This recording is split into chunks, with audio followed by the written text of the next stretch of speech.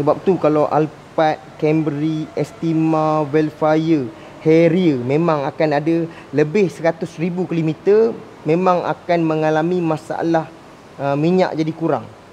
Bukan leaking, tapi minyak tu dia masuk ke dalam sistem pembakaran. Memang ada satu kelemahan kat situ. Tapi tak ada masalah. Walaupun keburukan yang korang nampak tu bukan yang besar sangat pun. Sebab pengeluar kereta memang cipta kereta untuk korang beli kereta tu dengan elok-elok. Faham elok-elok.